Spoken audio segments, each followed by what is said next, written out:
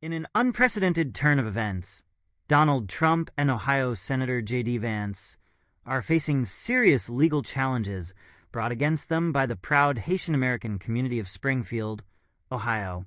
Amid a political atmosphere charged with misinformation and hate speech, the Haitian community has decided to fight back.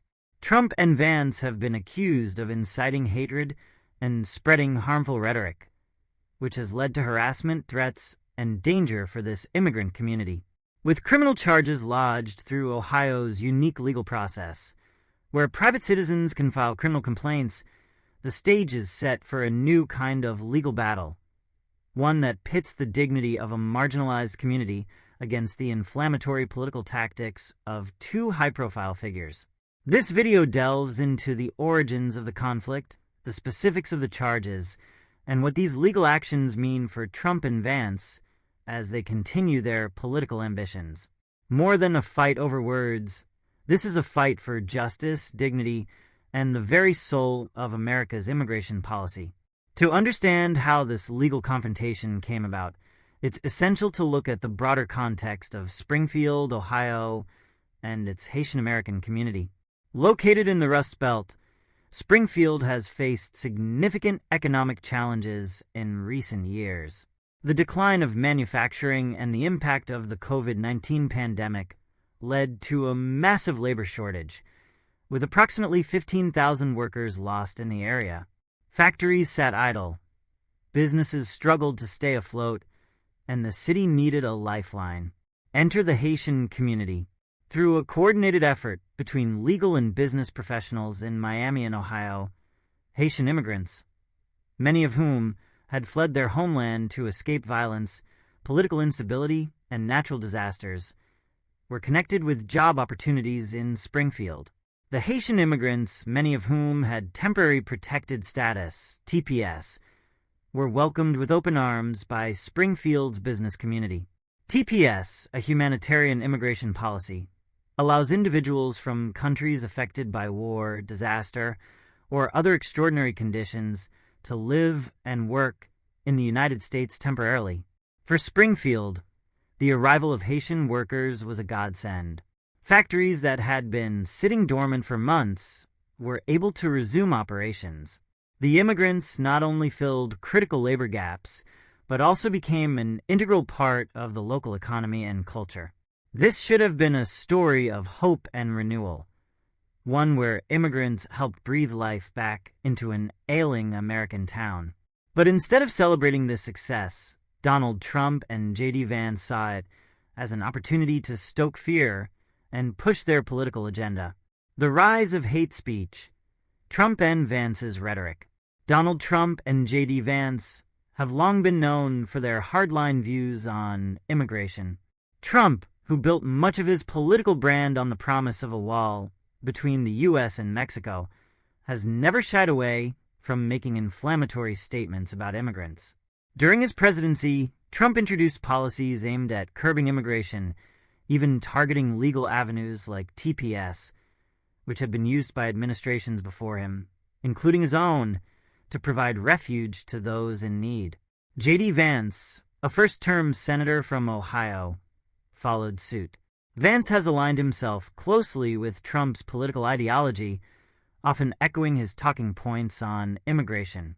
Together, Trump and Vance have made the Haitian community in Ohio a scapegoat, framing their presence in Springfield as an example of America's so-called immigration problem. During rallies and speeches, Trump and Vance perpetuated harmful myths, even going so far as to claim that the Haitian immigrants in Ohio were eating cats and dogs, a grotesque and baseless assertion that not only demonized the community, but also dehumanized them. The rhetoric spread like wildfire, amplified by right-wing media outlets and social media platforms. Soon, the Haitian-American community found itself the target of harassment, death threats, and other forms of violence.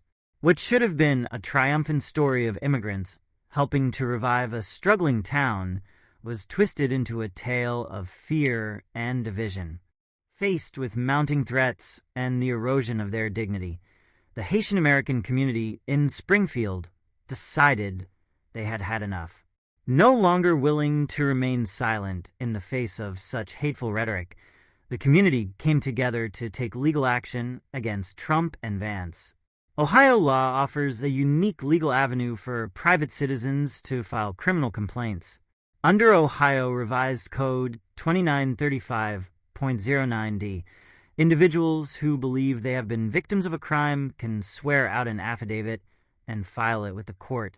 This affidavit is then reviewed by a judge, who determines whether the complaint should be referred to a prosecutor or dismissed.